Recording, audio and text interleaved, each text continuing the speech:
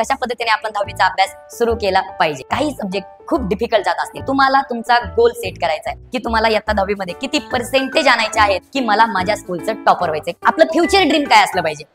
नमस्कार विद्यार्थी मित्रांनो, बरेच असे विद्यार्थी असतात की जे मित्रांनो 9वीतून 10वीला जातात आणि मित्रांनो बिलकुलही प्लॅनिंग करत नाहीत, पण मित्रांनो 10वी मध्ये गेल्यानंतर तुम्हाला व्यवस्थित प्लॅनिंग करायला लागतं।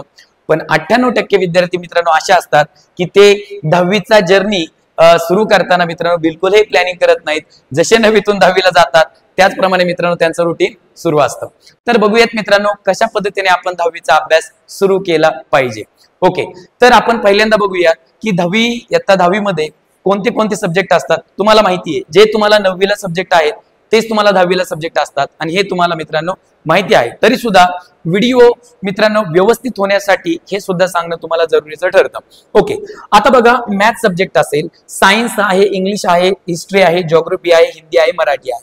मित्रांनो बऱ्याच विद्यार्थ्यांना यापैकी काही सब्जेक्ट हे खूप सोपे जात असतील, काही सब्जेक्ट खूप डिफिकल्ट जात असतील। मग माझा प्रश्न तुम्हाला हा आहे की या समोरच्या सब्जेक्ट पैकी तुम्हाला कोणता सब्जेक्ट एकदम इझी जातो। मित्रांनो तुम्ही कमेंट मध्ये टाका की तुम्हाला कोणता सब्जेक्ट एकदम इझी जातो। त्याचबरोबर मित्रांनो की असंही कमेंट मध्ये टाका की हे जे समोरचे सब्जेक्ट आहेत यापैकी तुम्हाला कोणता सब्जेक्ट खूप डिफिकल्ट जातो।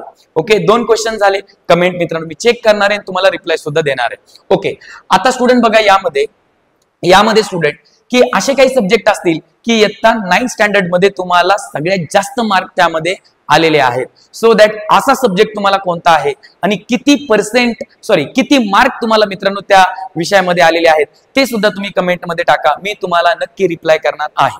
ओके, आता स्टुडंट बघा की तुम्हाला 10वी मध्ये गेल्यानंतर तुम्हाला तुमचा गोल सेट करायचा आहे। मग आता तुम्हाला तुमचा गोल सेट करायचा आहे म्हणजे नेमकं काय की तुम्हाला इयत्ता 10वी मध्ये किती पर्सेंटेज आणायचे आहेत ते तुम्ही कमेंट मध्ये सांगा। मी या ठिकाणी तुम्हाला काही ऑप्शन्स दिलेले आहेत की तुम्हाला अबोव 80 स्कोर करायचा आहे, अबोव 80% पाहिजेत, किंवा मित्रांनो काहींचा गोल असा असेल की मला अबोव 90% पाहिजेत, किंवा काहींचा गोल मित्रांनो असा असेल मला अबोव 95% पाहिजेत, आणि काहींचा गोल असा असेल की मला माझ्या स्कूलचं टॉपर व्हायचंय। कॉंग्रॅच्युलेशन।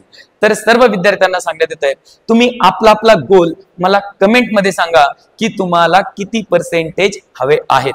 ही तर मित्रांनो खूप बेसिक गोष्ट आहे की इयत्ता 10वी पुरती मित्रांनो ही सफिशियंट आहे हा गोल सेट करणे, आणि गोल प्रत्येकाने सेट करायचाच आहे। तुम्ही सर्वांनी कमेंट मध्ये टाका, मी तुम्हाला रिप्लाय सुद्धा करणार आहे।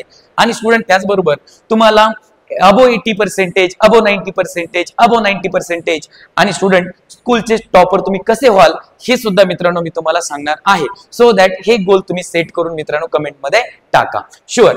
आता स्टुडंट बघा की तुम्ही पर्सेंटेज गोल सेट केल्यानंतर की तुम्ही असा विचार स्वतःला करायला हवा की बाबा तुम्ही आपलं फ्युचर ड्रीम काय असलं पाहिजे, की तुम्हाला नक्कीच मित्रांनो भविष्यात प्रत्येकाचं काही ना काही मित्रांनो स्वप्न असतं, तसं तुमचं स्वप्न काय आहे ते सुद्धा मित्रांनो तुम्ही डिसाईड करायला हवं। तर तुमचं स्वप्न मित्रांनो जे पण असेल ते मित्रांनो तुम्ही कमेंट मध्ये मला टाका आणि मी तुमच्या कमेंटला नक्की रिप्लाय देणार आहे। सो दॅट हे तुम्ही कमेंट मध्ये टाका।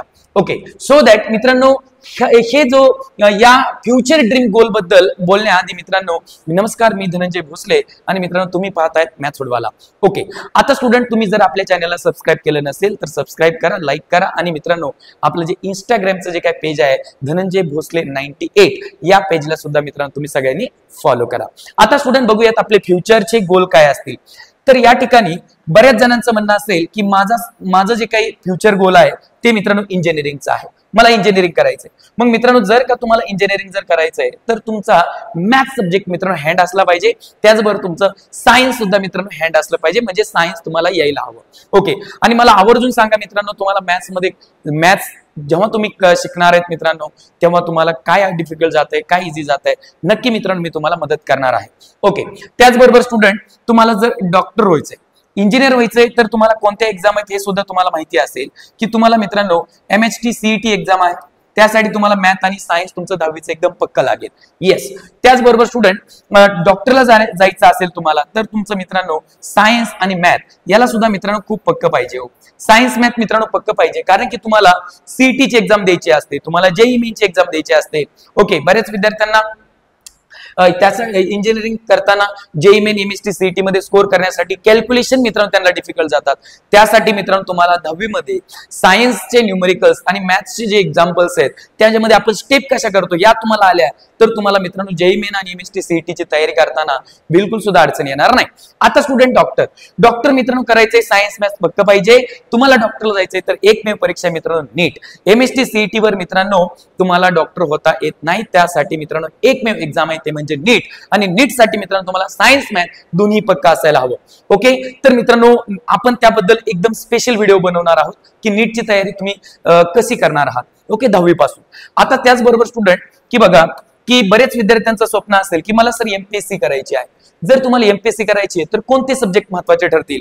मित्रांनो तुम्हाला ऑल सब्जेक्ट मित्रांनो महत्वाचे ठरतील जर तुम्हाला एमपीएससी कडे जायचंय. मॅथ असेल, सायन्स असेल, त्याचबरोबर हिस्ट्री, जिओग्राफी असेल, मराठी आणि इंग्लिश असेल, हे मित्रांनो तुम्हाला महत्वाचे आहे. ओके, सो दॅट मित्रांनो एमपीएससी साठी all subjects are very very important. तुम्हाला प्री एक्झाम मध्ये सीसॅट असतं, त्याच्यामध्ये मॅथ्स असतं, रिझनिंग असतं, त्यामुळे मॅथ इम्पॉर्टंट आहे. सायन्स सुद्धा मित्रांनो प्रिलिमिनरी एक्झामला असतं, त्या सुद्धा मित्रांनो तुम्हाला ते सुद्धा मित्रांनो पाहिजे आहे. So that all subject important आहेत. यूपीएससी साठी सुद्धा मित्रांनो all subjects are important. Okay, all subject मित्रांनो इम्पॉर्टंट आहेत यूपीएससी साठी सुद्धा. त्याचबरोबर मित्रांनो तुम्हाला बीएससी एग्री करायचंय तर तुम्हाला मित्रांनो एमएसटी सीईटी करायला लागेल. आणि त्यासाठी तुम्हाला की मॅथ्स आणि सायन्स हे मित्रांनो सब्जेक्ट तुम्हाला खूप महत्वाचे राहतील. ओके, किंवा तुम्हाला प्लेन बीएससी करायचं आहे, सायन्स मॅथ तुम्हाला लागणारच आहे. किंवा कारण जेव्हा मित्रांनो तुम्ही बीएससी एग्रीला जाता किंवा प्लेन बीएससी ला जातात त्यावेळेस मित्रांनो तुम्हाला काय की जे हिस्ट्री, जिओग्राफी हे सब्जेक्ट नसतात. ओके, मग स्टुडंट तुमचा जो पण ड्रीम असेल त्याप्रमाणे तुम्हाला स्टडी करायला लागेल. इंजिनिअरिंगला जाणार असेल तर मित्रांनो मॅथ सायन्स एकदम पक्क पाहिजे. डॉक्टरला जाणार असेल तर मॅथ सायन्स एकदम पक्क पाहिजे. आणि मित्रांनो सांगितलेल्या बाकीच्या गोष्टी. आता जर तुम्हाला बीफार्म करायचंय तर तुम्हाला एमएसटी सीईटी करायला लागणार आहे. त्यासाठी मित्रांनो तुम्हाला की तुम्ही पीसीएम सीईटी देऊ शकता, म्हणजे फिजिक्स, केमिस्ट्री, मॅथ घेऊन, किंवा एक तुम्ही पीसीबी सीईटी देऊ शकता, फिजिक्स, केमिस्ट्री, बायो देऊन. ओके, कोणतीही सीईटी मित्रांनो याला मॅच होते. पीसीएम ने मित्रांनो ऑल कोणत्याही ब्रँचला तुम्ही जाऊ शकता जर तुमच्याकडे पीसीएम सीईटी असेल तर.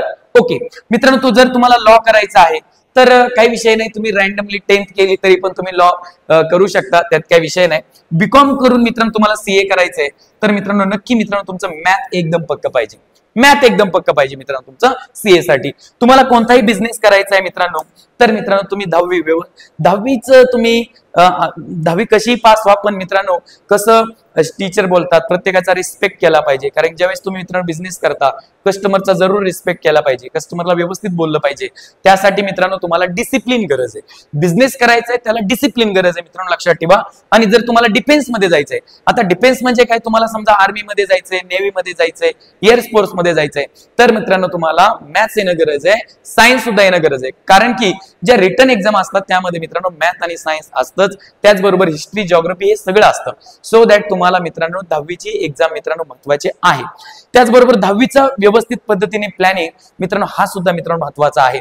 मी तुम्हाला मित्रांनो टाइम टेबल सुद्धा देणार आहे की बाबा 10वीचा अभ्यास करण्यासाठी आपला टाइम टेबल काय असला पाहिजे. ओके, तो सुद्धा देणार आहे. त्यामुळे मित्रांनो तुम्हाला इथून पुढे 10वीचा अभ्यास करण्यासाठी कोणतीही अडचण येणार नाही. त्यासाठी मित्रांनो आपल्या मॅथ्सवडवाला या चॅनलला, मॅथ्सवडवाला धनंजय भोसले या चॅनलला मित्रांनो सबस्क्राईब करा, इंस्टाच्या पेजला सुद्धा फॉलो करा.